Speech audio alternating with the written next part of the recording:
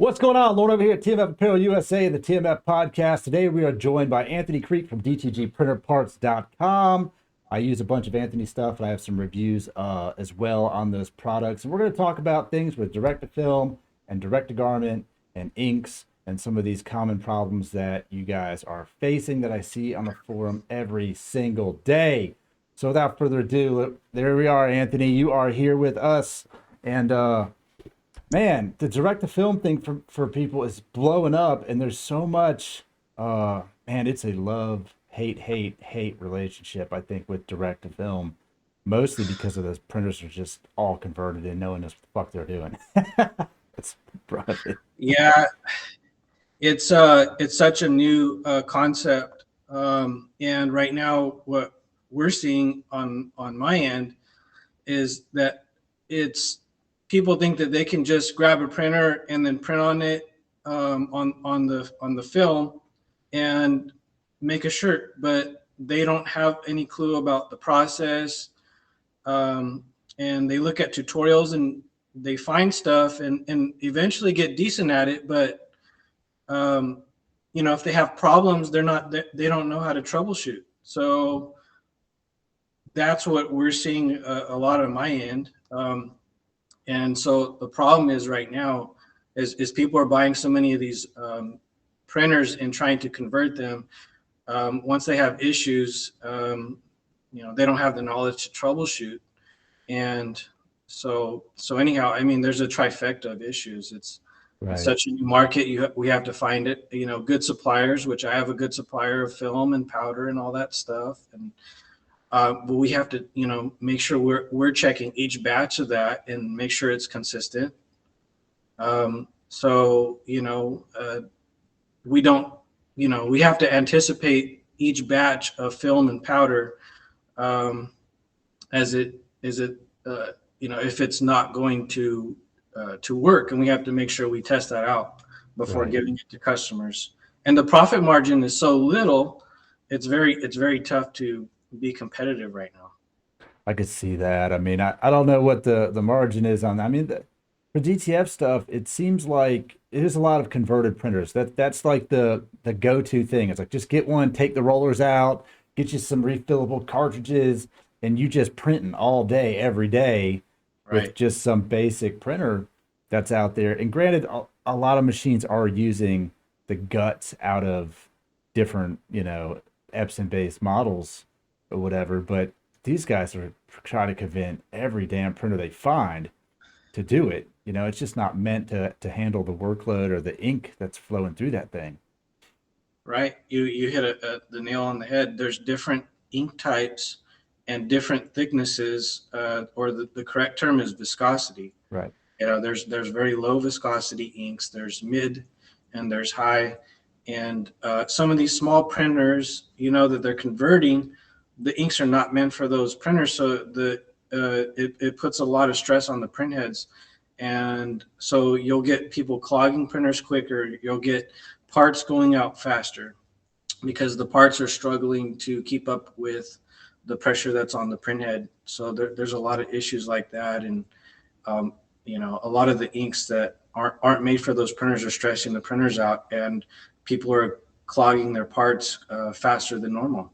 Right, some like those P600s and stuff you see a lot of, or L1800s. You see a ton of those. Right, and different error codes will pop up and stuff like that with the P600s or R3000s, and people can't troubleshoot them. And for somebody like us, like as a supplier, it's very difficult because these people come into the market expecting support for them when they didn't buy a printer through us. And they'll sometimes say, well, the ink is a problem, or this is a problem, or a part is a problem, when it's really not. Not that they buy ink through us, right? Just saying in general, that there could be so many different things that they need to troubleshoot, and they end up blaming one specific thing. So whether it's a part they get or ink or something, it's very difficult to troubleshoot is, especially cartridges. If they're using refillable cartridges, we don't know where they're getting them from, and not, when you get a new set of cartridges, a cartridge can be bad from the start. So, um, cartridges can be bad from the start. So there's just, anyhow, just to put, to kind of condense what I was trying to say is basically there's a lot of stuff people got to troubleshoot. Right. And it honestly, if you read comments and even some people that you see them active fairly much in the forums and stuff or in videos, and they don't really like. First of all, if you don't know how to use Photoshop and design your own graphics, you probably can't fix this printer. You know, Right. for one. And for like the printer that I use, that AirRen, for me to get to everything in it is super easy. I don't have anything in my way. I can get to the bottom of the head, top of the printer, the main board, everything is open. But if you take one of these, 3800s or P600s or P800s, and you just take the shell off, you still can't get to shit. Like you gotta take a good bit of that thing away to kind of somewhat troubleshoot it. And the most common one I see pop up now, I think, is when they're running converted printers as head strikes. They're like, why is there streaks all through the middle of my print? And you're like, well, the answer is very simple. Your graphic has streaks all in it. That's the answer they're looking for, I think. Like, why does it all of a sudden print really shitty streaks all over my graphic? It's not like that in the file. And the answer is, well, obviously your film is no longer coming out flat and it's rubbing the bejesus out. Oh, how do I fix it? I don't know. I mean, what do you think? What do you think the problem is? Turn the printer upside down so that it goes the other way. That'll fit. I mean, the answers are usually so simple, but they also have no effing idea how to even think about doing that. They're like, well, what do I need to do? Well, look around. Look at all the other printers that are not just feeding rolls off the fucking end of a table. So. No, yeah, I really, I left all the DTF groups because I was face palming myself all day. Oh yeah. And I'm looking at some of these posts. I see people putting print heads submersed in solution and then putting it back in the printer, which scares the hell out of me because a printer that has solution on the side is, and you're putting that back in your machine and the head cables are live with electricity. So you're putting that wet electronics back into the printer. You've got to be kidding me. You might as well just grab your electrical cord, dip it in a water bucket, and then stick it in the plug and see what happens. Yeah. I haven't seen anyone submerge a head yet, but I can imagine that someone's done it. Yeah. I've stuck mine in I've ran some burned heads through ultrasonic cleaners. And man, if you're gonna I'm torn on it because the ultrasonic cleaner should clear that head, but you have to keep it completely together, I think, or you risk delaminating that FISCAL plate. Yeah, I had tried that too, and I don't know. I think it's something with the frequency of the waves that will burn out the electronics in the head. I don't think it does. I don't think it affects the electronics at all. I think it's just what it comes down, like if you take the head off of um the top assembly. I'm having a brain fart right now. You separate the head from its manifold, the ink manifold, Right. and you put it in there and clean it.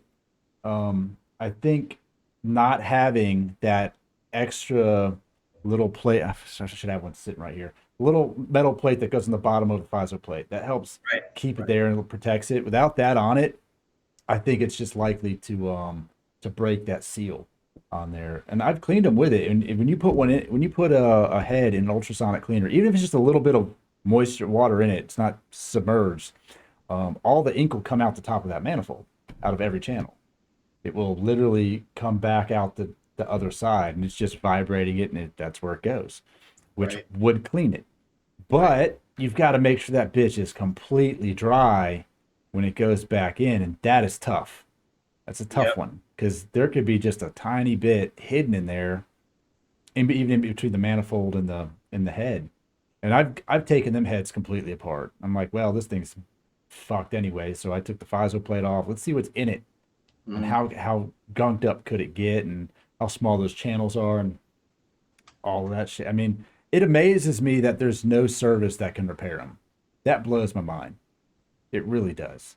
Like, I did see a crazy video on the web maybe like 3 years ago. yeah, it was like in Pakistan or something or somewhere that guy was had a little machine and he was fixing them.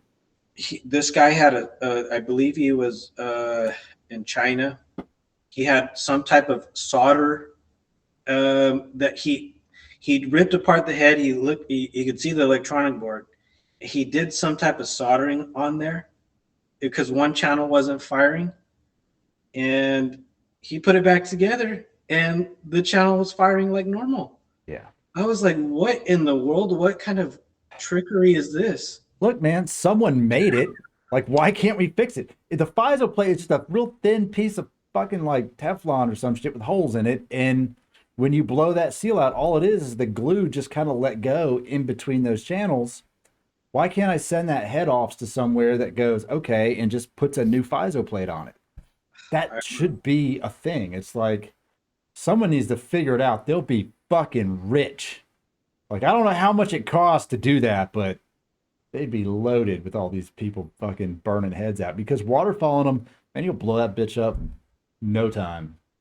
Yeah, you have to be extremely careful when you waterfall. I don't even think that. I just, I had success early on, but I blew so many heads out, and you're just the fine line between this works and your head is bad is it's it's a spider web line, you know. It's so thin. Yeah, for new people, like I was trying to tell you, I even for myself, because I don't like waterfalling. You know, with 12 plus years experience and how many hundreds or thousands of heads I've had to waterfall, um, it's very nerve wracking for me. Even though I'm experienced, Yeah, because one little slip of me waterfalling it and I'm breaking off the tip, or I'm getting it the solution on the electronics. But even for myself, I tell people to take all the ink out, and I do this too, and put solution in all the ink bottles, purge the printer, do an ink charge, however the terminology is, to get the system pressurized for the printer, or the manufacturer told you, purge, ink charge, whatever it is, get the solution through the printer and start printing out solution. It might take a little bit longer to do, maybe 1 or 2 days, but it more than likely will solve it or correct the issue if you print out with solution. right, because it's just gonna be the right amount of pressure and everything, and it's gonna break down that ink eventually. Right. If you have good cleaning solution wherever you get it from, I don't try to push my cleaning solution on anyone, but wherever you get it from, if it's good quality because it actually works. So wherever you're getting it from, if it works, get it from your supplier. But just use that, and and you're right. The printer knows the correct amount of pressure to push through the nozzle. So this way is actually a lot more effective and safer. It may not be a quick solve for the situation, but it's probably one of the most safest. One thing people will have to look out for is to make sure that if they're printing, um, the solution out and they're using the same shirt, make sure it at a certain point it changes, because the solution will drip all over the place, get all over electronics. So that's one thing I tell people: just watch it. So how would they do that if they're just running a desktop type printer with a feed on it? What are they going to stick through? What are they going to run through it? Because I would imagine if you run paper through there, it's just going to saturate the hell out of some paper. Yeah, so that's the only problem if they're using a non-DTG printer Right. on paper. They're going to have to run through some sheets of paper, and also do a combination of cleanings. So cleanings, printing. This same concept goes with DTG also. But on desktop printers, you really don't have a choice if things don't get better. If things don't get better and you're printing on a bunch of paper, and you're getting tired of printing on a bunch of paper, you will have to waterfall. So, with a printer like that, it's different. Or even a purpose-built DTF printer. Obviously, you can't run through cloth or Right. something through like that. It's the same thing that they're going to have to do also. Yeah. But it'd be so easy if you could just drop the bottom out of that fucker and just let it just spew below it, set the Yeah, printer on something, but it's not an option. I, I That's why I think those guys have such a hard prime when they buy these converted printers online, and they're like, man, I feel for them, because for me, like, I'll take a paper towel with, a Windex water solution on it, and I'll just hold it to the bottom of my head. When I pull it down, I can see all the colors on the channel.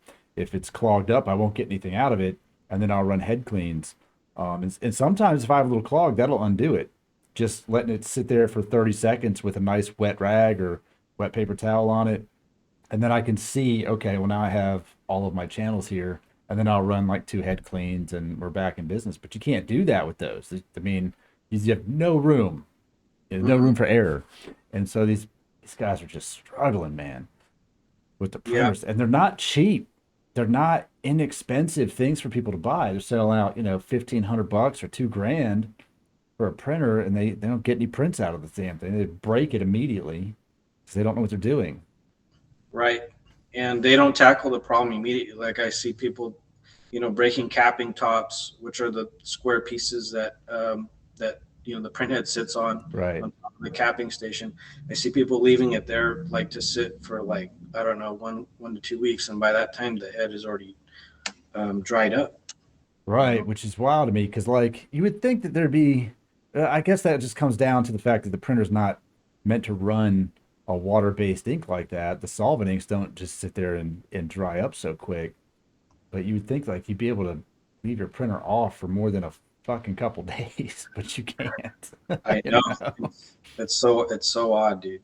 So how do you feel about the wet capping thing? Because coming from where I started with the FreeJet, Mhm. you had the little you basically turn the printer off and then pump it up and fill the wet cap station with solution or water or whatever, so that the bottom of the head is constantly sitting in something. And that's a very good concept. They were very smart to do that. Um, we when DTG first emerged, nobody really cared to even do that. But as time went by, you actually see what's going on in the printers. For DTG, you can actually look at fibers sticking up from the shirt, and those fibers are touching the printhead just barely. So those pre-treated fibers are touching the printhead, whether you can see them or not. If you look really closely, and you're crazy like me, you want to understand why printheads are burned out so easily, you could see the fibers, the small fibers touching the head. So, keeping the head wet and with solution that's, breaking up those, pre-treated fibers, it actually helps out with the longevity. So Gotcha. that was very smart of them to come up with that system. Um, we started doing that manually, without Right. a fancy system, and it works just as effective. Filling the capping station with fluid, then turning the printer off, letting it sit in it. Right. So people just now they have to be creative on how to do it. If you have a P600, and if it's a converted printer, or something, R3000 or whatever it is, and it's just built for DTF, it's not gutted out like a DTG. You might have to do something like a quick nozzle check, and while the print head goes over, just shoot Fill some it up. solution in there. You know, a printer like a 3800 or 3880 is really easy, or a P800. There's a wheel on the side. Of course, you just Yeah. it Undock the head. unlocks the head. You move it over, put the solution in, move the head back, and then lock it again, and it works really well. Right. you know. The only thing that I see is if you don't clean out that capping station, you just literally have ink in the solution too. So now you've just got wet ink in there, and then when that print head sits inside of a liquid, that liquid, it doesn't just stay underneath the print head; it goes into the print head. So the You're next time you run something, your color is going to be all fucked unless until you do a couple head cleans just to right. get everything out of it, because it's pressurized. And I always saw that with my free jet. It drove me crazy. You wet cap it, you come in, the yellow has fucking black in it, or ink, just color ink in general. It was always yellow. Yellow always gave me a problem. I don't know why. It was never in the red. Drove me crazy. Free jet's it's a whole nother topic of love hate for people, unfortunately. But in the world of DTF, man, I see it. Like I said, the perfect press down here, man, they've got three. I was there today. They have three STS printers back there, cranking out. Man, so many fucking transfers in that building. I'm like, dude, why are y'all printing so many random things? And they're like, we sell them. I'm like, but they're just so random. It's just like, I guess Yeah, decorators are just showing up in there and just buying stuff off the showroom floor and just pressing them. They're not their own designs or just whatever. But they are printing like mad in that place, man. yeah. I'm hearing very good things about the STS machines. Yeah, that thing is it's a pretty good sized printer they have back there. I mean, it's moving. They got one big conveyor dryer over there. I didn't see a shaker unit. Looked like they're probably just manually powdering them still.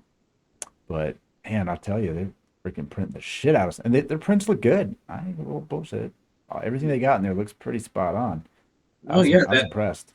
that STS DTF solution. It to me it looks like probably one of the better things in the market if you're going to get into DTF right now. Yeah, it's expensive. I think it's like 10 grand or something what they're selling it for. Yeah, I think it might be worth it because some of the stuff that we see, it looks so converted. It's like it's overkill. And, Right. Yeah, I get that. support is hard. Overseas, wherever people are getting their printers from. So it's very difficult to get help when you need it. Because they're on a Right. different time zone. Fuck, dude, who are you telling? When I bought this air ren, there's like zero information on it. So I brought it back here, and the guy I got it from, he could never figure out how to print white. He had a little hand like spray bottle that he was putting pretreat on, and I'm like, well, that's problem number one. Problem number two is you don't know anything about this software. And he's like, yeah, email them back and forth, and they are responsive. I'll give them that. They will email you back the same day. But man, you're 12 hours apart. You're like, dude, I'm not even awake, dude. It's midnight, and you want to trouble. Hey, well, can you go look at this thing? I'm like, dude, I'm in bed. Shit. Yeah, I remember those days. I've distributed two different DTGs that were from overseas, and I don't miss those days, but some days I would have to get support at 3 or 4 a.m. so my customer on the East Coast at 7 a.m. can get help. And Right. I knew I wouldn't have a whole lot of trouble supporting myself because I started with an R3000 or P600 model that we were selling. So I knew I wasn't going to have to rely on them a whole lot. But when I did, some things that were beyond me, it sucked. Being up at 3 or 4 a.m. when you just got done working at 2 a.m. You're gonna go to sleep for like an hour or two and then get up, 6 or 7 and support the customer. Right. You It know, seems like that's a giant hole in this market is American companies that have access to the actual equipment. mhm. That nothing seems to be made here. Everything is made somewhere else, and it's like why can't someone make something here that is useful for this concept? Like print heads. Where do you get a print head? Fucking Alibaba. Where the hell that thing come from? Why is a print head $1,000 and the printer is $500? I do not understand this concept. Yeah. If you take apart a freaking R2400 or 3880 and piece it out, it's like $40,000 printer. on the internet, you know. Yeah, or the print head's once locked, twice locked, thrice locked. I mean, Man, how many other locks are we gonna do? I don't You know. know? I fortunately have bought a bunch of printers that never had one that the print head didn't work out of. The only time I had bought two reman heads off of a guy from eBay, and they showed up. One of them had a 131B code from the get-go. It would not air out that code, and the other one was flawless. And I had emailed them. They didn't do anything about that shit, which kind of sucks. I'm like 131. Why is this? I couldn't figure it out for the life of me. You Yeah, know, and now it could have it's been bad anything. from the start. Yeah, there you go. It's bad And from the get go. and what sucks is as a supplier, okay, these agents in overseas, they'll buy from a legitimate source that is trusted, and sometimes there's nothing they can do about it because they don't get a refund. Right. They don't have any recourse, and it's based on a trust situation. So they trust their supplier, and then you trust them that they're going to get it to you, Right. and it's going to be a good quality. And you paid five, seven, $800 for the part. It sucks for everybody. So we kind of stopped selling so many print heads because we have to make sure it comes from a good source and all that kind of stuff. And um, anyhow, we have ours drop shipped too most of the time. Right. Yeah, I mean it's an expensive, and it's like so vital. It's not even like we can kind of do without this part for a little bit. Like it's the most important part of the fucking printer. And they're so expensive and they're so hard to come by. I mean, that's why when the free jet went down, I just started gutting our 2400s. I'm like, just send it to me, I'll tear that Yeah, thing apart. that's what I tell people. If they need to, they should just gut something out. Yeah. Just because they're so expensive right now. So, Yep. And take your chances, man. Just soak that head and let it sit in some cleaner for a day or two, and then put it in and run some head cleans. Or if you can get a nozzle check, that's ideal. I mean, the last 3880 I bought to fix mine, it was like $1,000 this lady wanted for. She was local, and she wouldn't budge on that price. And I was like, man, you're the only motherfucker that has one of these things. Like, I need it. And it yeah, was a perfect nozzle check. And I was like, man, there's a guy right now. I want to pick up another one so I have a bunch of backup parts, and they're just hard. On the East Coast, they're hard to come by. If you live in California, you are set. Dude, I think they grow printers out in California.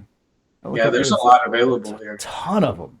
They're everywhere. And I used to chat with this dude when I was doing a bunch of the Omni stuff, and man, he was like, man, I got like 5 printers today, and they're all $150 or $200 a pop. I'm like, dude, out here, there's nothing in Atlanta. And that sucks. It Yeah, does.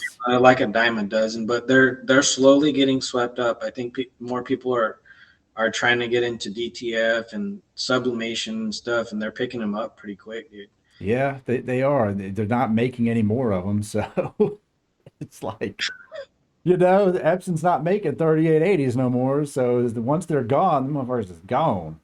Yeah, I'm sure they like it though because it's cleaning up the market, and people are eventually gonna Need a new one. buy newer machines and stuff like that. Epson has a lot of good nice machines, and Yeah. I've got some 2100s and I love them. So they're great. They're great printers, man. For a long time I was doing a lot of DTG conversions and stuff like that, and I think now is a great time, and things are only going to get better, and especially with DTF right now, I think a lot of people are taking notice of it, and eventually we'll probably come up with something that's purpose built and probably here.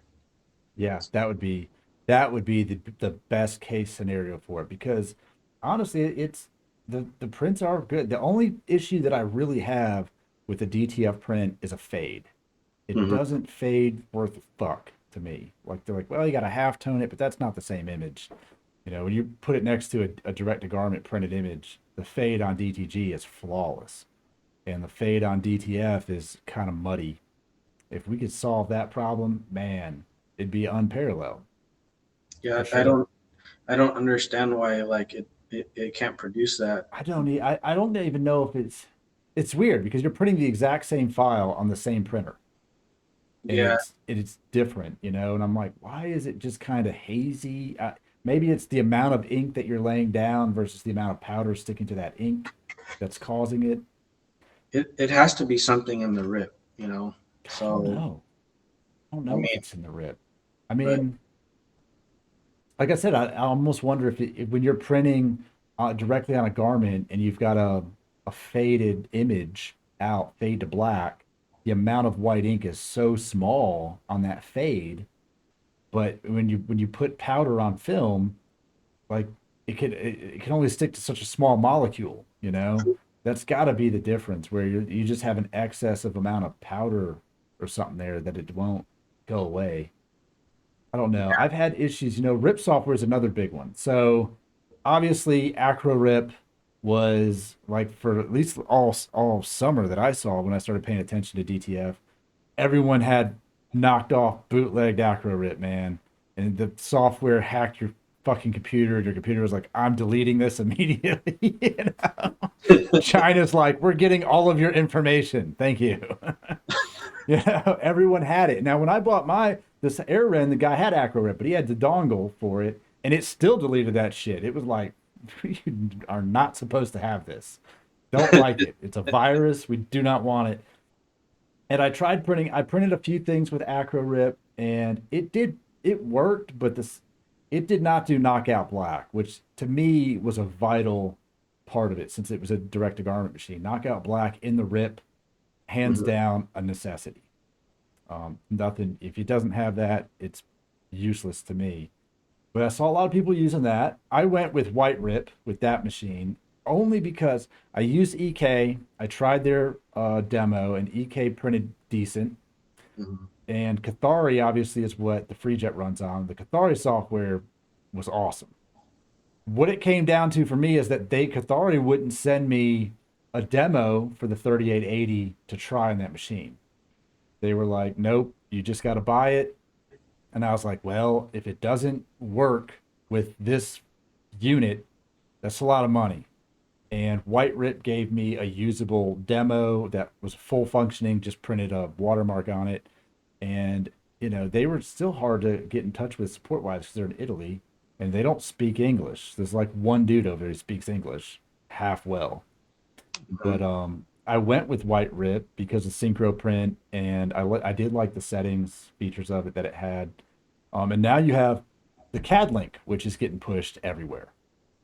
So what's your thoughts on the Rip software? What would you, if you're getting into it, what would you recommend someone look into and go with? Um, well, I have a guy that was using White Rip, and his prints were freaking amazing. So White Rip, I definitely would recommend. I do like the guys at CADLink. They have been so helpful. Like when I first started selling machines, like not a lot of this was like I don't know 6 years ago. Okay, I we had a lot of trouble because nobody would pay attention to us. They're Right. like, we don't want to really work with you, and I mean, they didn't really blatantly say that, but they didn't really take me seriously.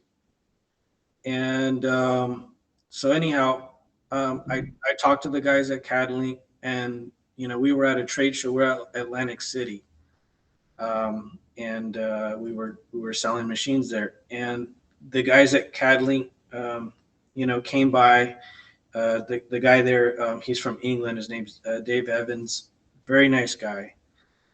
Comes by, and I talk with him, and he's like, "All right, let's get you set up." So we're at the trade show, and he's setting us up. And I've used their RIP before, and I really liked it. So anyhow, he set us up there, and such a nice guy, hardworking. And I went to talk to the president at the time, and they were, he was such a nice guy, and was really looking forward to doing business with us. Um, At the time, I was selling an R3000 printer called the Spectra. I was the West Coast distributor. Um, so anyhow, I was with them for, I don't know, 1 to 2 years, and then we parted ways. Um, so anyhow, while I was with them, we were using CADLink, and they were very quick and responsive when we needed them. And I knew a lot about the software and how it works, so I really didn't rely on them a whole lot. But whatever we needed, they were there to help us out. So anyhow, I do recommend CADLink, products. They're very good people. The president is a different president now, but I've talked to all the guys. I and anyhow, I really like them. I can't say anything bad about them. I never say anything bad about anybody, but um, Right. Just but don't talk about it if it's a problem. We just like, let's do that. yeah, I try to just be kind to everybody, and on my side, support is difficult. So getting back to people, sometimes it can be difficult. Yeah. We definitely tried to do our best, and we did. I had a staff about 15 people at the time. About 5 of those guys were dedicated to support, including myself. So I've done it all. I've sold machines and stuff like that. So I've seen both sides of the coin. I've been an end user also. So Right. so Yeah. anyhow, working with CADLink was great. Using their product as an end user was great. Cathari, you're right. I mean, Cathari, it's a great software. I've met Sanjay, the owner, before. Very nice guy. He's very intelligent, and he has a great product. That Knockout Black, it's great. So Yeah. Their knockout, their prints were definitely, I'll say this, when I could print the same image through Cathari on the 2400 and the FreeJet as I do on the 3880 with White Rip, and it's two very different prints. Cathari was, I would say, the closest representation of what was on the screen, period. Color wise, fucking, you could just, with base settings, you could just send it and it printed perfect every yeah, time. And and with White Rip, you're like, well, if I wanted to print a vibrant, more like fluorescent color, I have to kill my color strength. It's definitely not the same print. But Cathari was spot on. I was just afraid that it wouldn't support the configuration with the AirRen setup. And right, I have that problem. I tried CADLink. I had a demo of it and it wouldn't print. I couldn't, the printer kept saying the error I got was like, it was like a paper feed error. So yep, for whatever setting in CADLink to communicate with this printer on the bed, it just, I couldn't get around it. And they're like, well, turn this setting off or adjust this in the program. It just didn't care. I don't. So I want to use it. I want to try it, but I cannot for the life of me get it to print. yeah. It has something to do with the forward and backward movement. Right.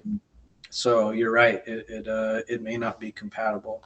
Yeah. A RIP manufacturer can work on it if they have certain specs, but working on that takes a lot of their time Right. and money. So they'll probably hit you up or something about it, unless they feel that they're going to sell a lot of RIPs to people with your same machine. Right. They might do it.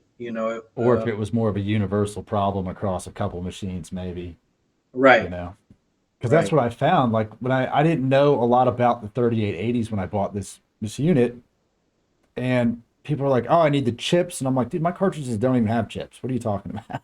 Like, there's no chip in here." And mine's going through that other board that bypasses it. And heaven forbid I have a problem with any of that shit. I'm like, where do I get that thing? Oh, Right. fucking somewhere in China, I guess. So I've been fortunate that all of the issues I've had have been only related to the 3880 parts.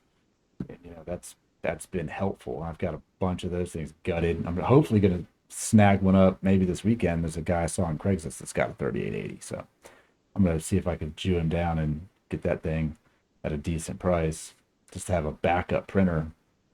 But that has been a huge thing. Like I said, I've seen a lot of good things about CAD-Link and prints that look pretty good overall with it. And it's just like I said, it's the support. And it comes on my feed all the time, the DTF page. And I'm like, man, you guys got to stop with this. Like, you shouldn't be fucking with this at all. Just buy there. Which printer? What's the cheapest DTF printer I can buy? You're like, I'll do this.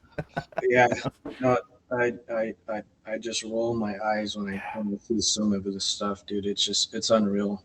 I think for me, the biggest hurdle the DTF world has right now is really going to be consistency in the final product.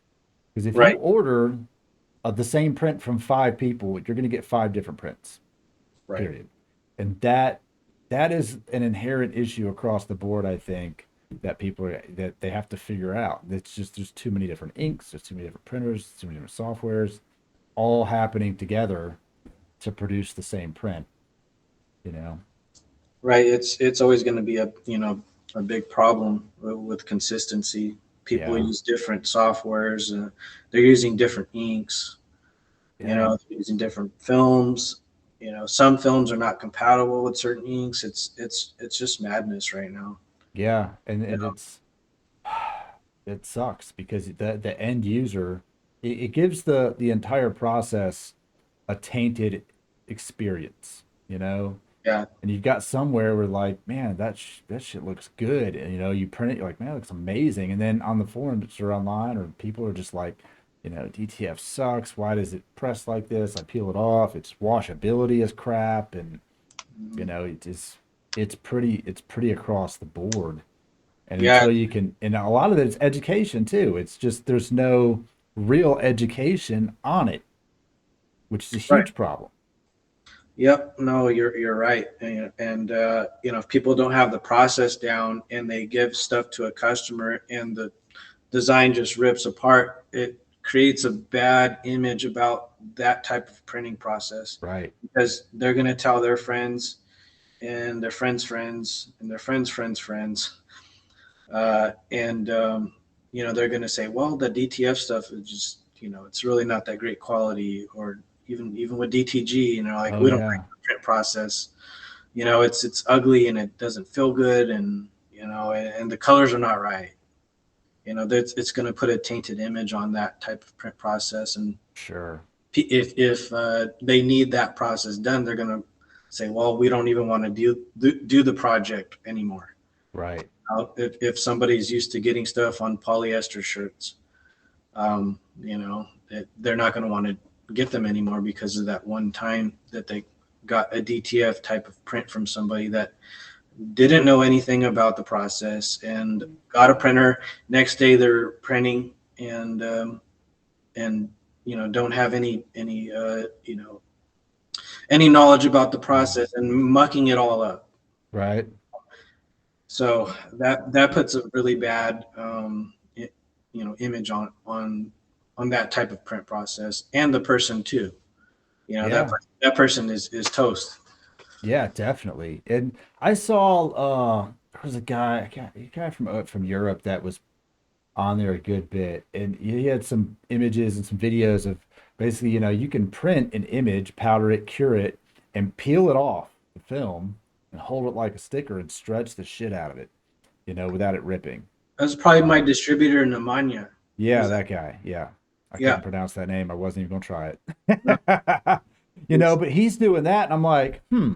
And then I tried with some of the stuff I had in the beginning, and I'm like, I can't do that. Like my print's not as thick, it's not as durable. So I'm like, well, that's an issue. And now, I have no problem pulling it off and stretching it. And it's a weird test to me, but it is a testament to the overall durability of a properly printed DTF, application. Like, you can put it on fucking anything. I put it on nylon jackets, polyester shirts, like, it works great. But if you don't have the right process, then yeah, it's going to just ruin it across the board. And for right. me, like I said, the only things that I don't like is the fade on it. And if you print something that's really big and fully backed with white ink, it can be kind of stiff. There's it's just a big, thick image. If you're printing a full front or full back, like you're gonna feel that fucker. Yeah, it feels like plastic, dude. It can feel like plastic. And so what do you do? Do you half tone it so it's not so plasticky? But then it's not the same image to me. You know, it's not quite the same versus a DTG print, man. These things feel nice, Yep. you know, and the questions that people often have are how many washes do you get out of the shirt before it breaks down? And, Right. you know, for me, my experience with direct to garment is, man, it's going to outlast the shirt. I'm going to throw the shirt away because I've got a stain on it before the ink washes out of it. And I've had the same with DTF. Like, it's not breaking down at all. But also, if they don't pre-treat it right or they don't use the correct, materials, that you're going to have problems. Yep. Or they're using cheap ink that is not going to work well with the pre-treat. It can wash off Right. really easily too. Right. So let's talk about that, the pre-treat process for the direct to garment folks out there, because I've used a bunch of them. I've used a lot of them. I've used yours for a minute now. And, you know, when I first started direct to garment, pre-treat from Omni was light shirts and dark shirts.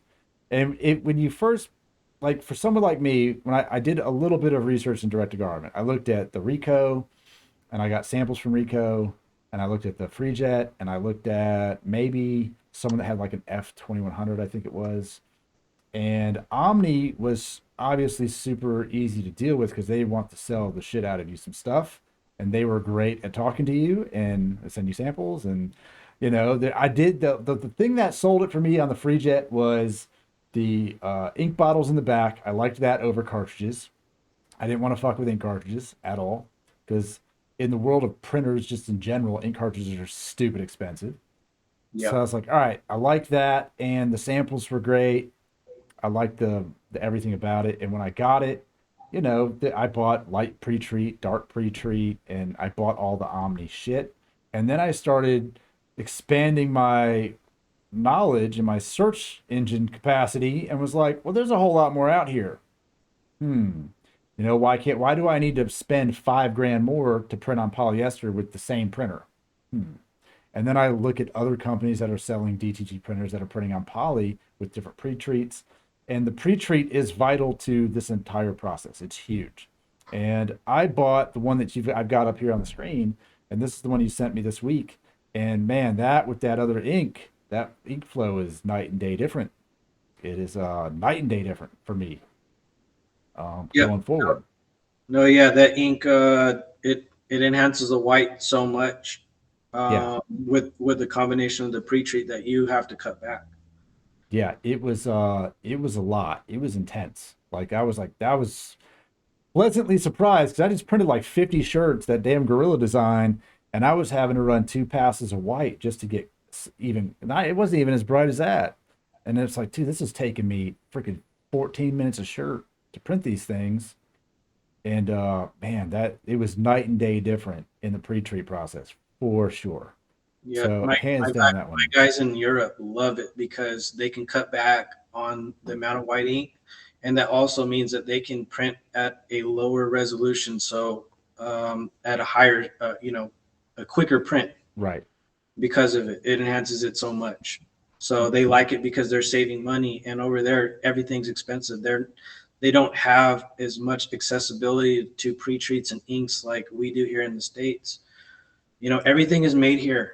Whatever company you buy from, um, you know, everything is available here. We've got, myself, we've got Image Armor. They have pre-treats that are very, reasonable. So, Right. we've got Firebird too. I've used Firebird. I've used Image Armor. I've used Image Armor ink. So what got me on Image Armor was their that 30-second ink on the white. Hmm. Just killed my my thing here. Let me refresh my screen.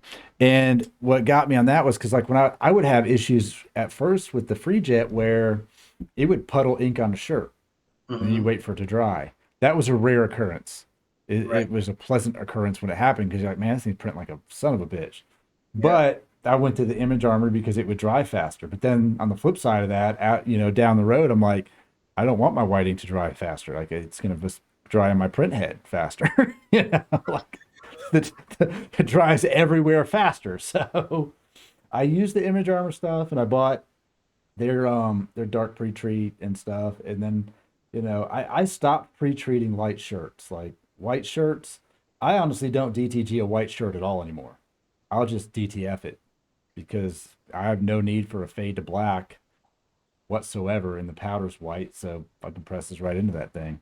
And I've had more vibrant colors doing DTF on white shirts than I have DTG, period.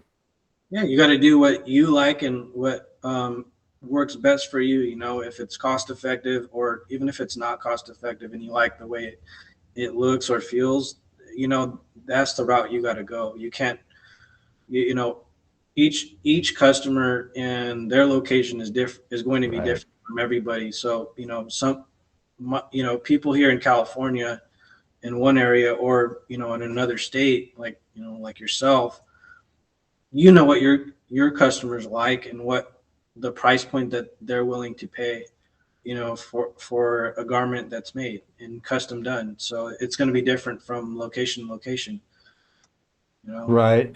Yeah, that's for sure. And that's another, like, so in the industry I used to be in the motorcycle world, I feel like this is a common occurrence across several like high competitive niche markets, which is it's a race to the bottom, and it's super frustrating. So you're like, all right, well, how much should a print cost in DTF? How much should a 13 by 19 printed piece of film cost the end consumer? What's that number? Because it's so across the board. And you see that question pop up. I see that question almost daily. How much should I sell this for? And then what do we see happen? We see a race to the bottom. It's all right. Well, I'll do it for $7. I'll do it for $6. I'll do it for $4. This guy's doing them for $2.50. You're like, why? Why Yeah. are you shortchanging yourself so much? I do not get it. They've gotta put a floor somewhere. And at the end, I mean, it sucks. I I've always wondered that too, you know, and a lot of the times the problem is too is people they allow people to contract to them, you know, so the contractor doesn't have any money invested into the equipment, and you know he's playing the same game that he's he's basically competing against the person who he's giving the work to also. So there's so much business out there though that there's enough for everybody to grab, but everybody's competing against each other. You know, they're trying to get more business than than they can accept and go after. But in reality, they're all burning themselves because they're getting grinded down so hard, and they're having to work harder, and they're competing with everybody. If they just talk to each other and said, "Hey, look, of course we can't get all the business, in the world, but hey, let's not go below a certain price." Right. They won't do that. Nobody will do that because there's people that won't spend a whole lot of money to invest, and sometimes it's the guy in the garage. He's living out of his mom's house. Not that living out of your mom's house is bad or anything, but the guy just wants to buy a little nug, and and that's all he's focused on is just, hey, if I make my $2 and I get 20 people, with this shirt, that's $40. I'm gonna get my little nug, and I'll be happy for the day or maybe the week. I don't know. Yeah. I mean, it seems like they need to have a floor kind of like vinyl does. You know, if you're going to buy uncut vinyl, it costs you almost the same amount everywhere you go. Even on a distributor level, like you go to like some big shop like Perfect Press, or you go to Michael's and try to buy some vinyl at Michael's, shit is expensive as fuck. How they get away with selling them things is murder. But no one's going, all right, well, I'll sell it to you for $10 less per roll. I mean, there's a floor, and we need that floor in the direct to film industry. It needs to be there. People have got to stop undercutting them. They're like, and that's always, well, I was buying them for $5. Who can do it cheaper? And my reply is always the same: is we can all do it cheaper. We could do it for absolutely $0. That was always my answer in the motorcycle world. Well, How cheap can you paint it for? I could paint it for fucking free. Why would I do that? I would never do that. Not going to do that at all. Like I could print it for, I could charge you $0, but I'm not here to do that. So I'm going to charge you $6 instead of 5. How about that? Like, why do you keep undervaluing things and pay for good quality stuff, man? It's worth it, because at the end of the day, if you get undercut and someone, look, yeah, we can print it faster. We want to print it faster, just turn them settings down. You got banding in that bitch, fucking shitty colors, send it.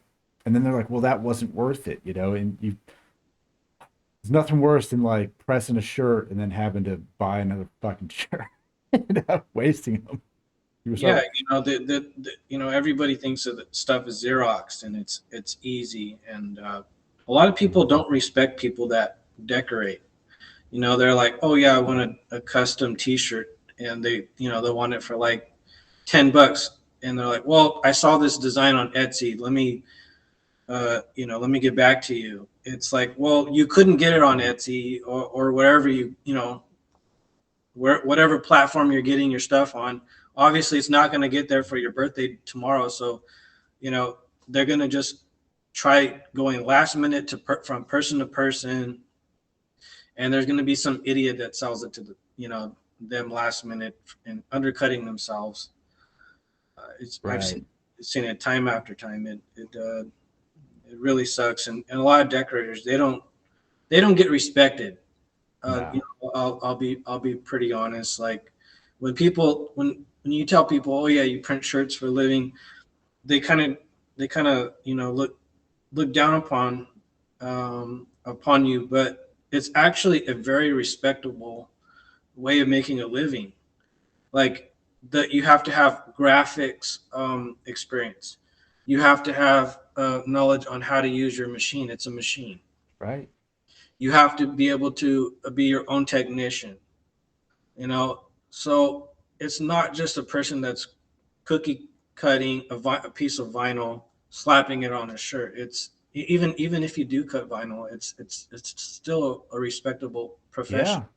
Yeah. No, You have to have graphics experience and all this kind of stuff that people pay, $50 to edit something, or $60. right. And I've done that for people too. I'm like, yeah, I can freaking rasterize that image or convert it to a vector. And, it's like, yeah, I got software. I just drop it in there, click the button. I got a vector, send me $20, man. Right. I pirated the hell out of that software. It cost me nothing, but you don't know how to do it. So props to me, I suppose. But yeah, I mean, they don't get enough respect when it comes to printing. I mean, I want to say maybe it's because the stigma is like, it's just such a it's like people don't understand the different ways that you can decorate a garment or a thing, right? When you tell someone you print shirts, they just assume it's screen printed. Right. Also, they have no idea what that means. They're like, oh, you just wipe it, you just put the ink on it, and that's it. And dude, man, I've seen some screen print videos that even blow my mind. Like I watched a guy, as far as I knew of screen printing was, and I bought a Udo machine like a decade ago to print shirts for my shop, just a single color logo thing, and even that was difficult for me to even figure out, like how to do the screen, how to put the shirt on it, how to wash out the emulsion correctly. Like all of that was a process in its own self. And so my like, well, you can only do such a good image on a shirt with screen printing. And I've seen some people do some like 4-color prints that are goddamn photo print. I'm like, how a double take on there, and they're just layering wet on wet CMYK, and somehow they have all the colors. I'm like, where'd that come from? Blows my mind. But that's not something that you just decide, oh, I'm just going to go do that today. Right. That is some serious knowledge. Yeah, I make it happen. I have a customer that's close by, and she does a 4-color process. It's crazy good, isn't it? Isn't it? Why? And they can do it backwards. Yep. That blows my mind. It's mind blowing. It makes sense that you could mix the colors to create the colors, right? But how do you print the screens? I don't understand that. I don't understand how it even works. It's an odd process. Like you have to have certain mesh sizes for certain colors or something, and I don't know. And like the way, if you don't have the correct ones for the color you're doing, it's going to come out totally different. It's so wild.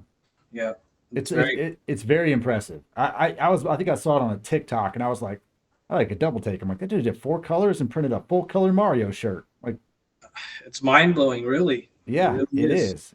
Because we can print a shirt with a inkjet printer. I understand to the basis of knowledge, like it combines all the colors somewhere.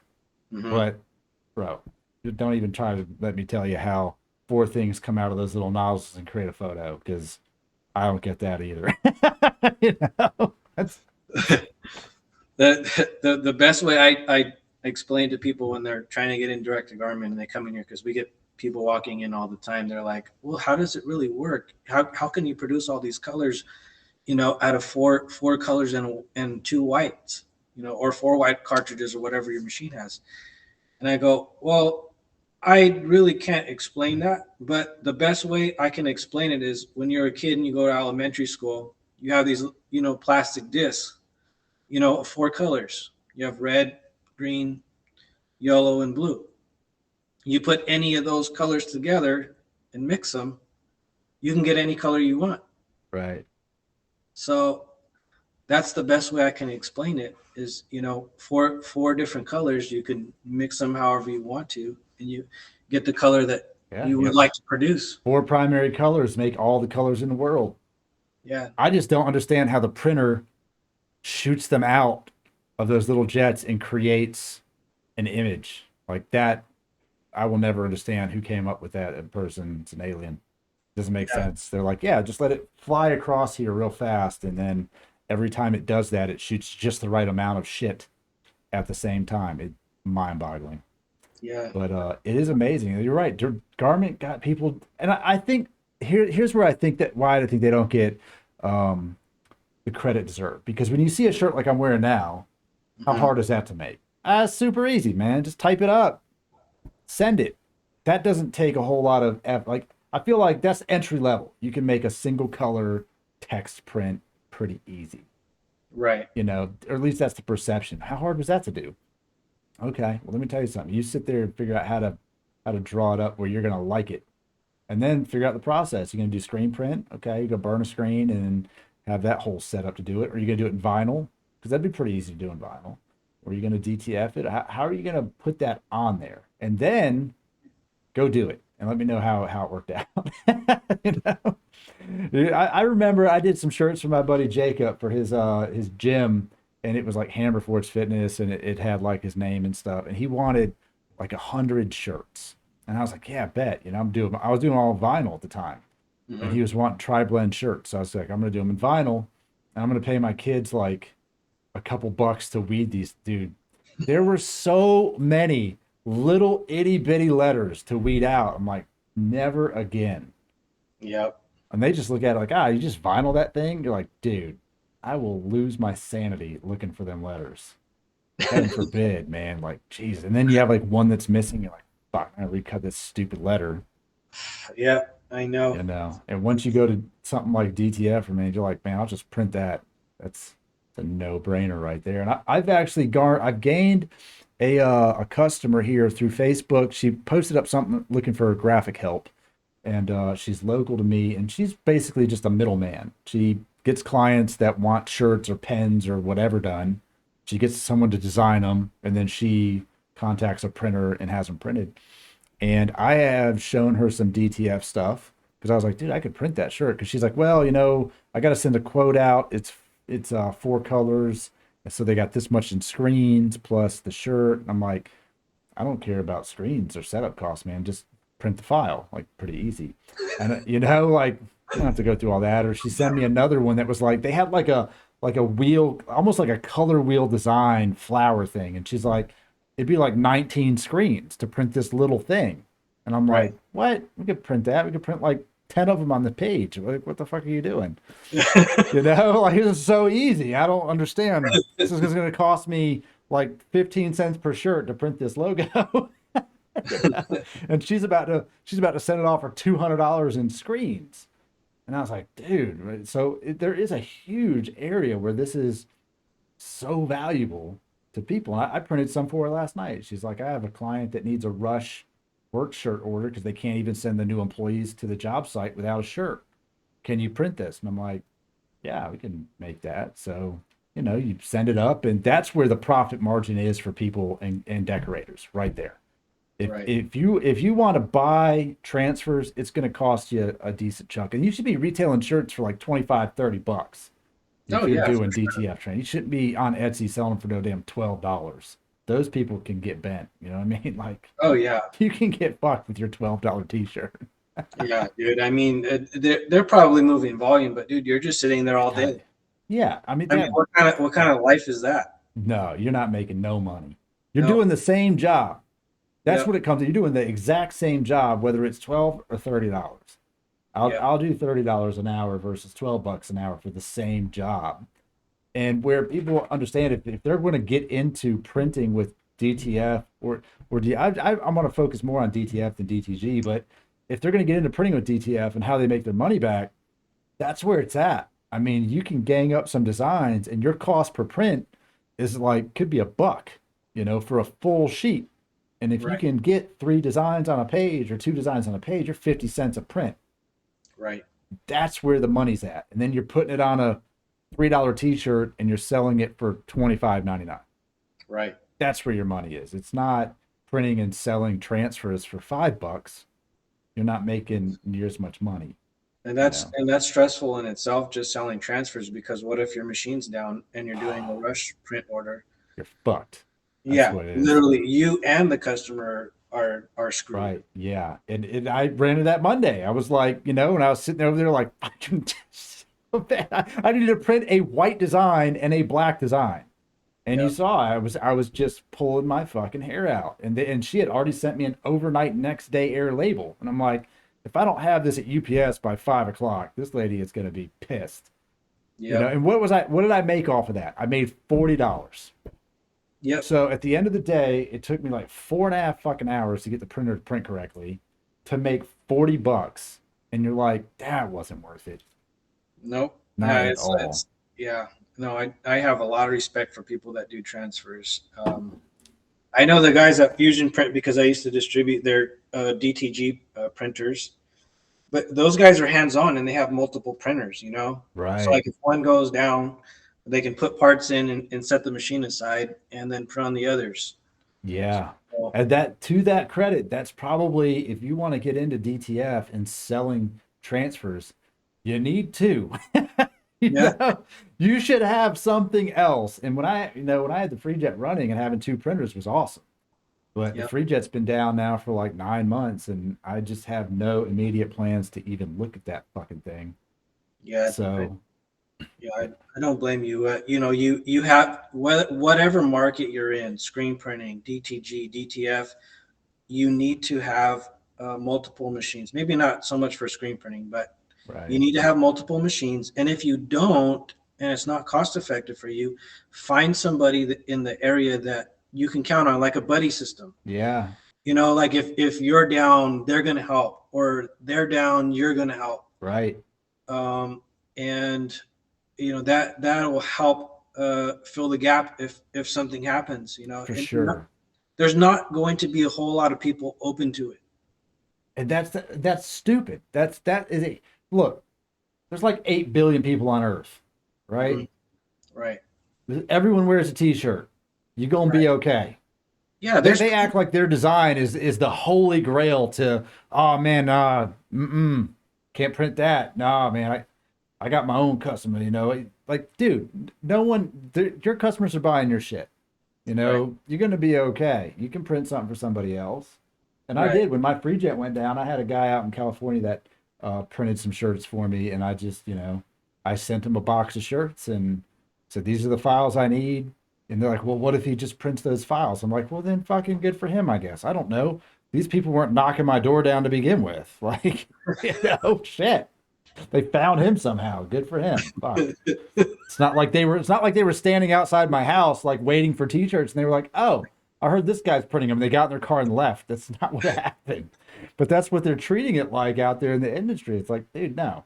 You can reach out to people, know people, and and spread it. The shirt I'm wearing now, this guy is on TikTok. He's a T-shirt man Los on TikTok, and he goes on there and he does. This is a screen print transfer that I asked him what he was using these screen print transfers, It looks and good. he started doing this thing on Fridays on his live on TikToks because he gets a bunch of different T-shirt people or people that do tumblers and stuff that follow his page. He's got like 25,000 followers. It's a pretty good TikTok following.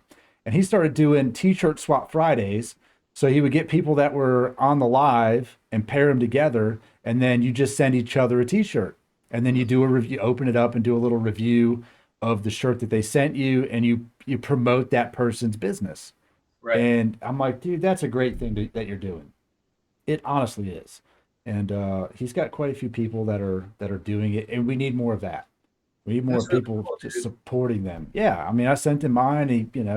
Now on his live, your shirt's on the back on the wall, and he's wearing it. And I said, I wear your shirt. It's cool stuff, and it's very positive for the industry. Yeah, we all need to learn that, to help each other, and we all can't get 100% of the business, and Right, there's so much business out there. There's enough room for everybody. So definitely. as long as people don't go too low on their pricing and just take care of their customers, and charge what they should or they're supposed to, the market will get better. But there's people that just don't understand that, and it is what it is. And Yeah, it sucks, but anyhow, the main thing is that there will be somebody that you can find that is going to help you, right.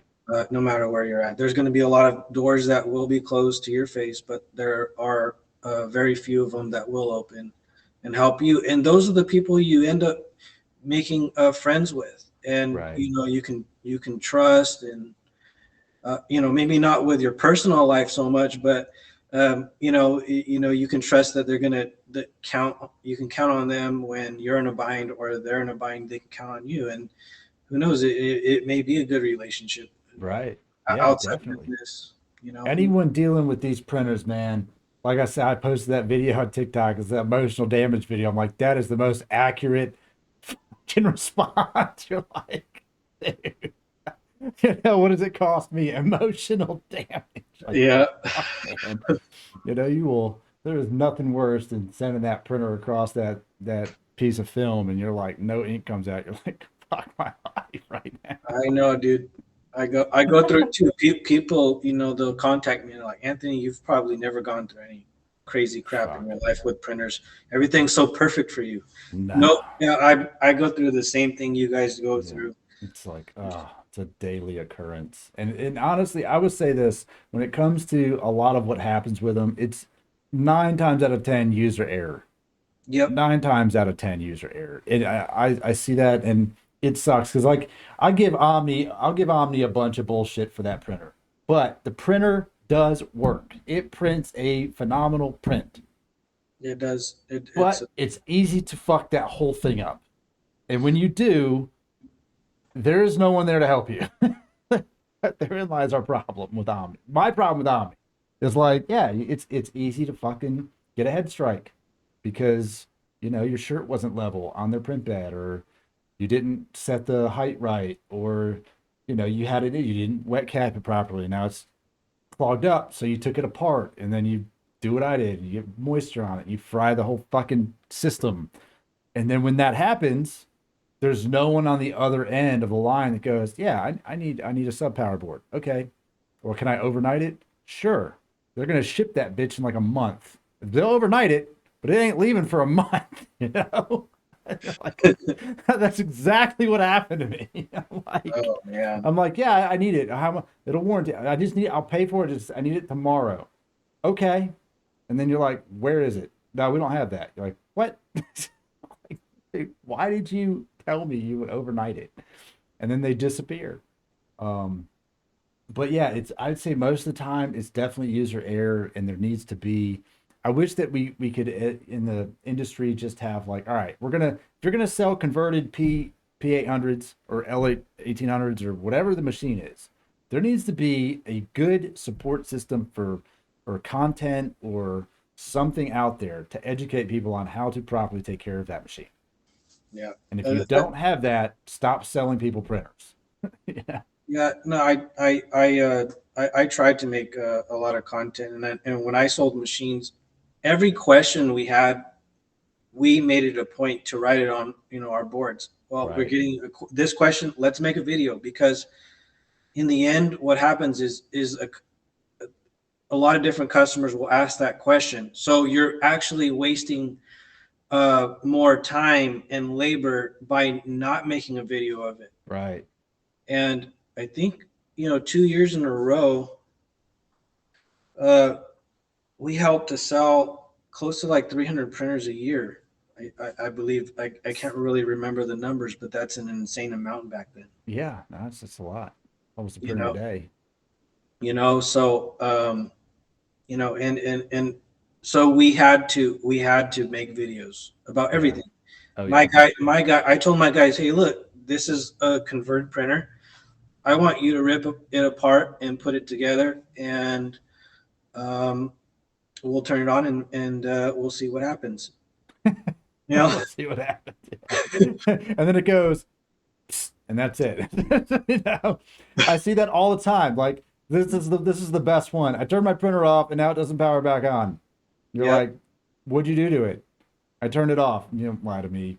That's not how that works. yeah, Well, you're like, okay, here we go. I also did what? What'd you do? I took my head out and I put fluid all the way through it. And now it's coming out everywhere. Is it okay? You're like, do you think no, it's okay? What do you think? yeah. Not Well, okay. we would have some people that would try to put fast ones on us too. Like we know what a printer does when some liquid gets on the cables. Right. And we've told people, just make sure it doesn't have any liquid. Okay, so what happens is they leave it plugged in, or even a USB plugged in, and they're putting the parts back in. A fuse pops on the main board, so either the whole printer will blow up, things will fry or whatever, or you turn it on and it won't shoot out any ink onto the garment or Right. paper.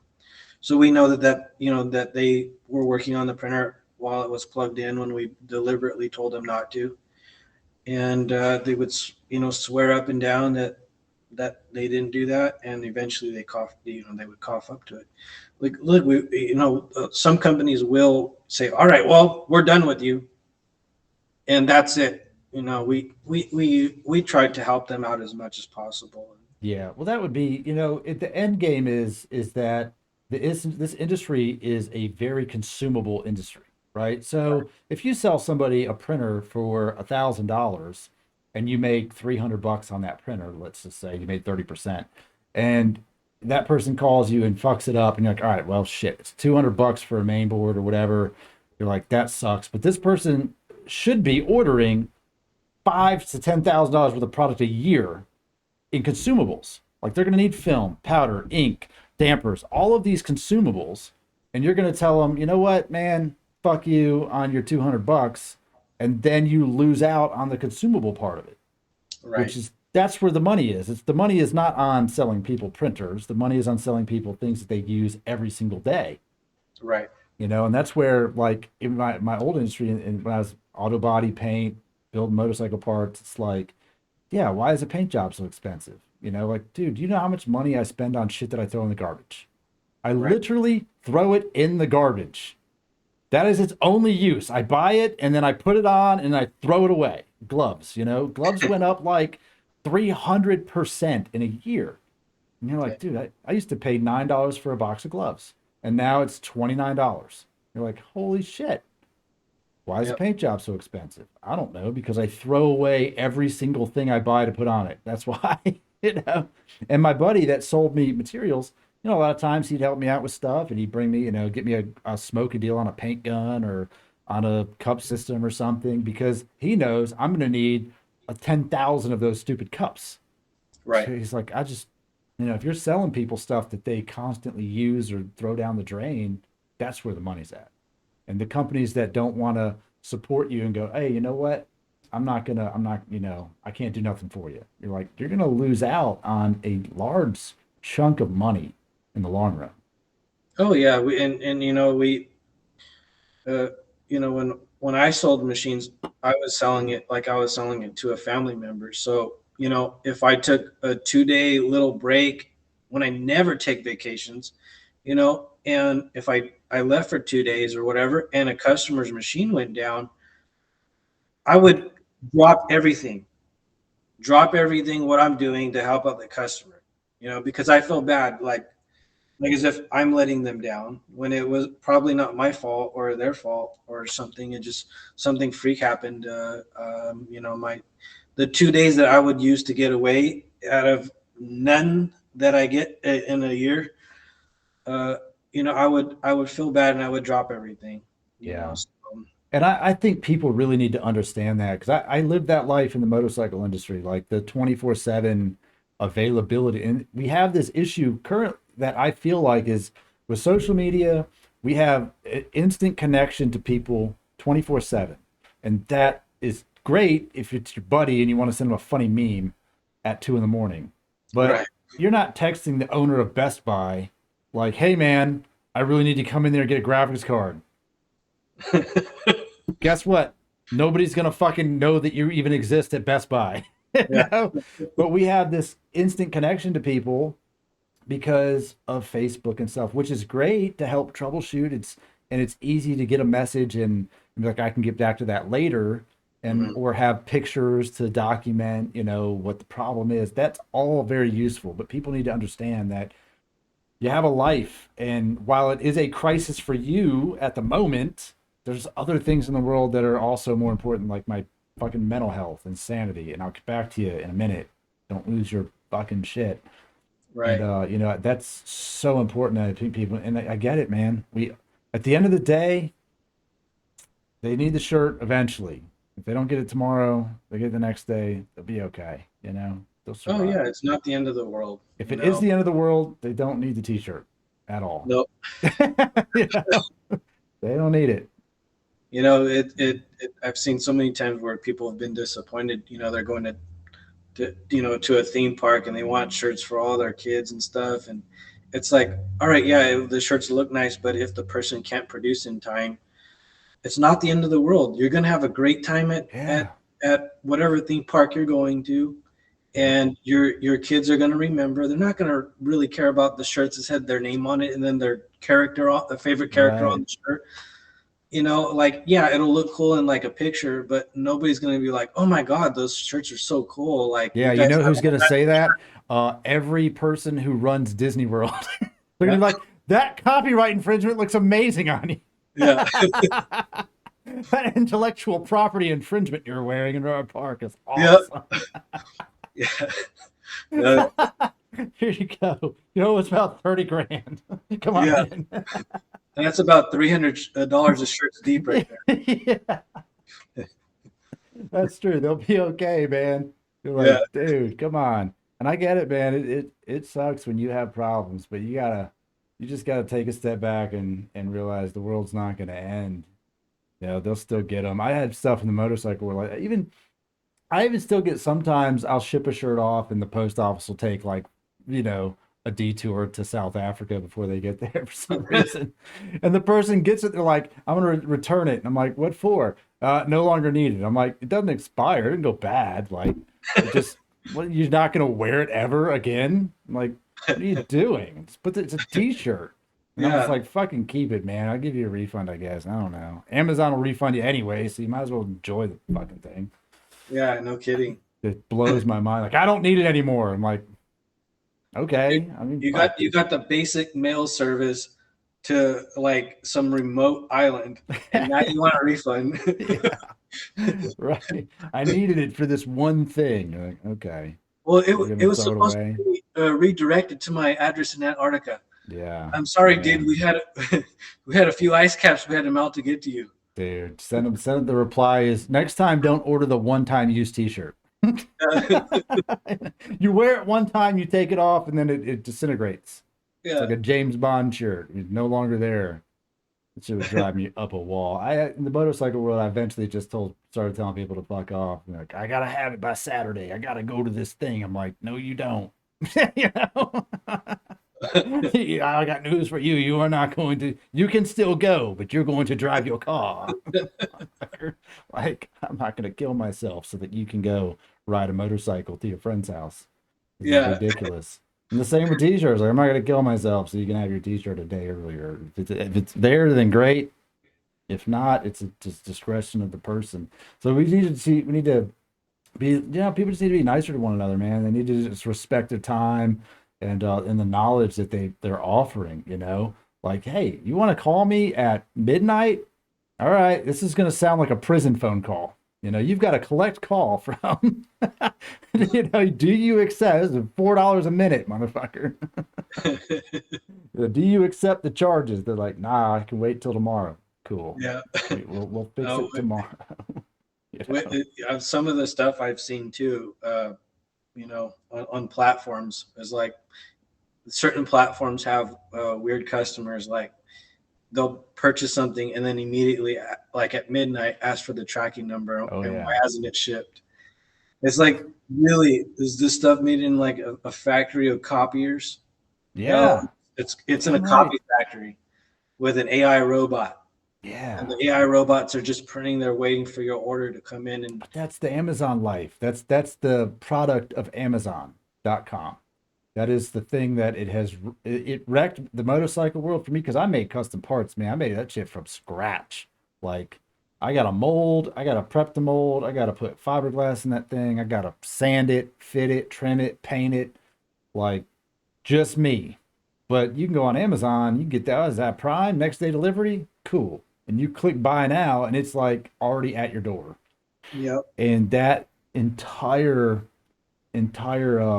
business model is amazing that they can even pull it off. Yeah. But when you're buying something that's handmade, man, you got to throw that shit out the window, And I get it. Like, if your business stocks a bunch of stuff, like, you stock a lot of your product there. And if you need it overnighted, then maybe we can get that shit in the mail today. If you contact me with enough time left in the day. I mean, if you're going to FedEx at 3:00 is your pickup and you're calling the motherfucker at 2:50, dude, that's a hard ask. Yeah. You knew at 9 a.m. you needed some shit. Don't lie to me. Yeah. It's going to have to probably get out tomorrow. But, in the garment industry and stuff, it does blow my mind that some people are on such a time crunch, and they just have to have a little bit of patience. They just gotta slow down just a little bit. They take everything for granted. Yeah. Like, they think that shirts are Xeroxed out, and Xerox is a funny term because it's a brand, right? But, they have fast printers. So right, yeah, that they do. So people just think you're just throwing shirts in and feeding the printer. Imagine that kind of printer. You just load up like 50 shirts and you hit the button and it's just like zip, zipping them out the top. Ah, fuck. Yep. That thing has to look, man. Elon Musk is going to Mars. I need this guy to make this right quick. Like, I know you're kind of busy and all, but I got an idea. Yeah. It would save me a little bit of time. Yeah, I had a guy that came in. I have some locals who my town is about maybe about 4,500 people. So it's a small town. It's like when people from out of the country come here to visit me. They're like, oh my God, it's like out of a movie in the 1950s. It's a small little quiet town. Right. So they're right. The people here don't know anything about direct to garment. There's like maybe one person that probably does. Nobody has any direct to garment machinery. So when they come here, they're like, well, what kind of shop is this? And I'm like, well, we do lots of stuff here. I make inks and stuff like that and pre-treats and so anyhow they come with no knowledge and anyhow this one guy comes in, he has like a sheet of paper. And he used like a highlighter to write down what he wants on a shirt. And I go, look, I don't really print for a living. If I do, it's just for a handful of people. This kind of stuff is going to require a lot of time and effort to put together. And he's like, well, I went to the mall and the guy over there, he put something together for me really quick. I guess I'll just go to him. He gets his feathers all riled up, and I'm like, yeah, you know what? Just honestly, just go to him, because like he's 30 minutes away, and you're gonna spend 30 minutes to drive. And what I'm telling you is that he's going to put a lot of time and effort. Unfortunately, I just don't have this time right now. Right. You know, I've got other stuff to do, and this is not what I do for a living. If I print, for friends or family, I have files that are already done up. It's just download the I file. don't think people even understand how images. I think they just presume everything's screen printed. But when you go like Walmart and you see a shirt for $6 that's a full color print that now is a direct to garment print, like with the machine that did that isn't like what we got. There's a Right. big ass machine somewhere in China that's just running constantly at low DPI settings and just cranking out cheap cardboard T-shirts for Walmart. Right. You That, know, or even that, they're screen printed in the hundreds of thousands. oh yeah, or that they're on an Well, automatic. Those automatic screen presses are no joke, yeah. motherfuckers, and they are expensive. I'm Yeah. like, And the shirts probably cost them under $1.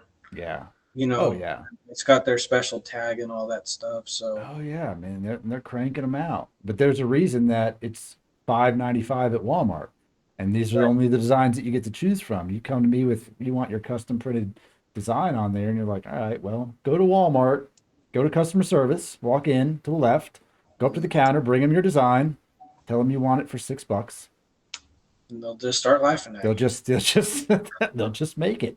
That's You know? it'll they'll just crank it out. That's not how it works. There's a Yeah. decent amount of people that understand that, but I honestly had no knowledge of direct to garment until I started uh, wanting to print crazier designs. I was just an HTV guy, and then I did try sublimation. I bought some Epson 7200 or whatever and converted it, and sublimation was frustrating. Shit didn't print right either half the time. And Yeah. printing on full poly shirts, them things are expensive. Yeah. It's a lot of trial and error, Oh, it's and expensive trial and error. yeah, it is, and settings are key. Profile is key. Getting the right ink is key. You got to have quality stuff, and Yeah, sublimation, a profile is necessary. You're basically just rolling the dice every time you print something different. yeah, for You know, sure. if the colors don't come out correctly, people don't like that. If you're No, putting out a navy blue and it comes out red, or a light royal blue with a streak in the middle, doesn't look good. it doesn't look good. And while the sublimation paper is cheaper, the I tried everything first because I bought the sublimation kit and I converted the 7720, Mhm. and I was doing okay with it. Then I was like, well, I don't want to just print on white shirts. This is stupid. So I bought the easy subly stuff. I bought the other ones like Sizer or some shit made it. And then you would print it and then put it into the Cricut and cut it, or the Silhouette and cut it, and then peel that off and put it on a cotton shirt. And those pages were $2 a pop. And then if it didn't cut right on the Silhouette, now you're out $2 every time you fuck that up. And Yep. then washability sucked. Colors were different after you pressed it. It was a nightmare. A fucking nightmare. You know? And these guys, people will send me a shirt that's like obviously an all over sublimated design that's been sewn together. And they just think you can just print that. Yep. Dude, no, there's a reason that bitch is $50, $60. Like, so yeah, it's a wild world, man. And people need in the industry need to get a little bit more respect for what they do. And to that, they need to charge for what it's worth. You Yeah. know, That and they don't. they I they do I've never not. understood. Never understood why. I don't know, race to the bottom, I guess. I mean, they're going to have to go up because the price of everything has increased. I mean, t-shirt blanks are almost up 100%. The ones that Yep. I buy are approaching, I think by the end of the summer, 100% gain in 1 year. Yeah. People need to at least charge at least $30 now. Everything has gone up. Like, people are used to the same prices that they've had for 5 to 10 years in Yeah. this market. and they need to start adjusting their prices now so that people get used to them, or even just slowly increasing the price now, maybe by a couple bucks, maybe $3, instead Yeah. of instead of doing bulk orders of DTG or DTF front and back for $15, do it for 18, Yeah, definitely. or even 20 or something. It's just absurd. They have to. I think that the DTG world is a direct to consumer industry. It is not a wholesale industry. Like It's there's not. zero reason to do Prices the don't get wholesale. cheaper. No, it's the exact same amount of time, effort, materials. There's no reason that you should be wholesaling DTG stuff unless it's just like wholesale it to each other. If my printer goes down, give me a decent price to help me out kind of situation. Or Right. for me, it was like, I don't even need to make money on the sale. I just don't need to lose money. Right. So if I sold it for 25 bucks minus the fees, I'll send you $20 to print it or whatever, and a label. Just like let me break even. You can make some money on the deal because direct to garment is not fast enough to be a wholesale industry. The guy that I think I had do it, he had like 8 free jets, I think he was running. So he was cranking out some shirts. But Gotcha. 8 free jets, man, that's $200,000 worth of damn printers. If you bought them new, 200 damn near.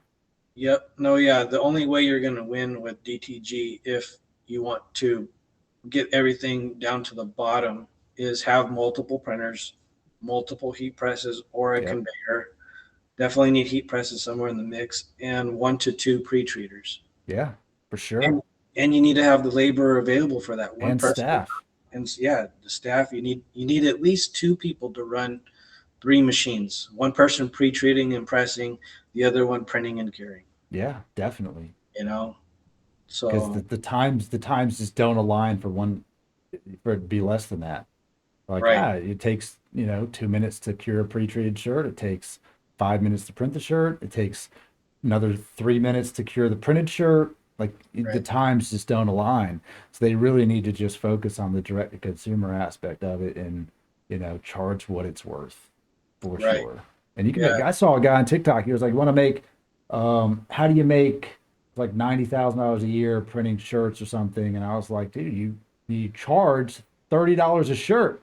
You only have to do 10 a day, 15 shirts a day. You can make 100 grand a year, 15 shirts a day. oh yeah, easily. Yeah, it's not easy to sell 15 shirts a day though. No, it, it's not. it should be. You, It drives me insane to think how hard it is to sell 15 shirts a day. It's not easy, man. yep, it's a lot of work. A It lot of is. posting videos. You gotta have a lot of it. Repeat customers, Yep. Facebook ads, or something. Some kind of ads for Yes, sure. yeah. You just can't just do it by posting videos of your prints with your Facebook friends. No. Got to be outside that too. You can't just post it on Etsy and think you're going to sell it. And I see a ton of side hustle videos on TikTok, especially. Oh, you want to start a t-shirt business with $0? Blows my freaking head off. I'm like, dude, go to canva.com, draw it up. Okay, canva.com is not professional, but okay. Go to Etsy, post it on Etsy. Go to Printful, connect it to Printful. You're like, dude, come on now. Get the fuck out of here with this mess. Yeah. I applied to be a Printful or a Printify printer, like one of their people on there, Uh, and they were like,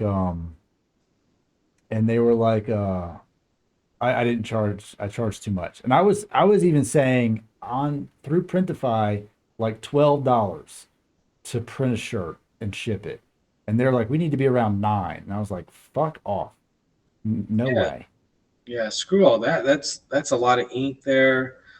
And pre-treat and then time, and Mm, forget it. yeah, no. Fuck that. That's not a life, man. No. But I'm gonna let you get back to it, man. We've been at this for almost 2 hours, so I It's appreciate been all that your time. Yeah, man, hour 40 minutes. Jeez, Killed it. you don't want to spend the whole day with I me. could I could spend the whole day, honestly. You don't you don't want to get back to your work and make money. You just Man, I'm gonna go look at this yellow, and if it's still black, I'm just gonna walk away. What else just to let it do? sit for a bit. Just let it sit for a bit outside and in the dumpster. And maybe yellow will fade to black. Oh, yellow fade to black. There we go. I'm just like, nah, everyone I sell shirts to is colorblind. They're all colorblind. Clearly, they can't see yellow. This is a Russian Ukraine problem.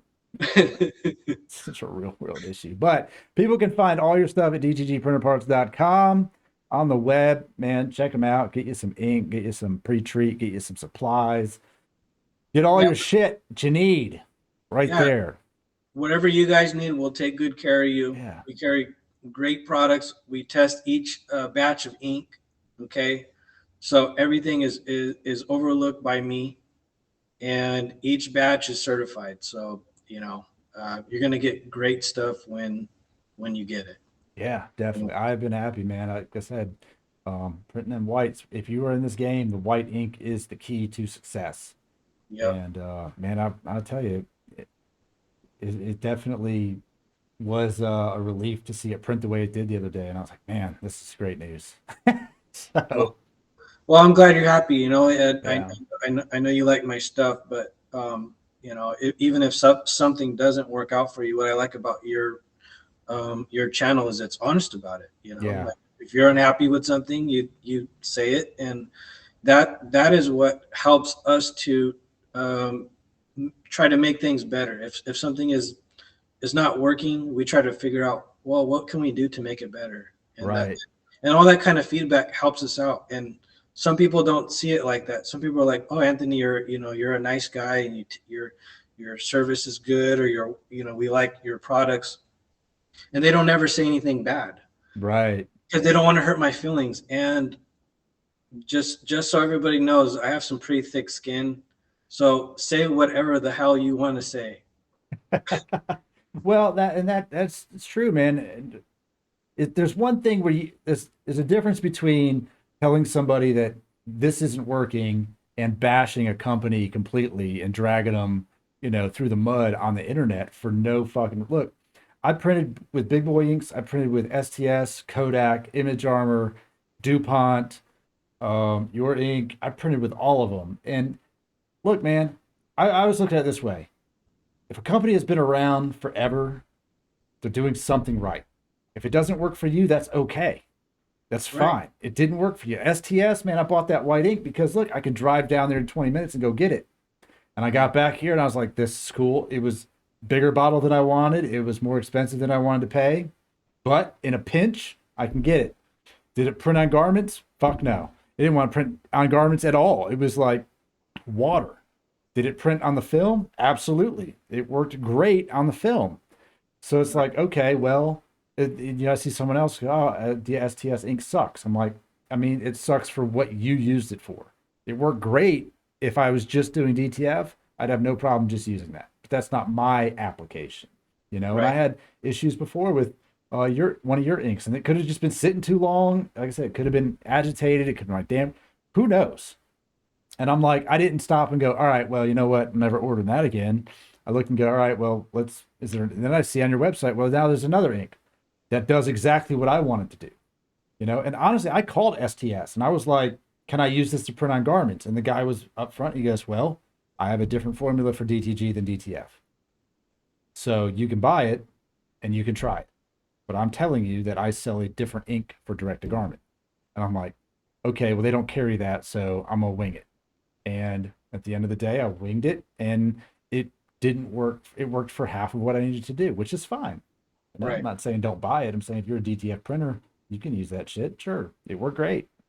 But yeah, it always, if you have an issue, let the company know. Don't be an asshole either. Just let them know, hey man, it didn't work out well. Maybe I did something wrong. Maybe it's not for me. And then you guys can do something like develop an ink that does both. And then that solves the problem. You can't solve the problem if you don't know what the problem is. Right. And with DTF right now, there's a lot of that. Like films are sometimes inconsistent, and some,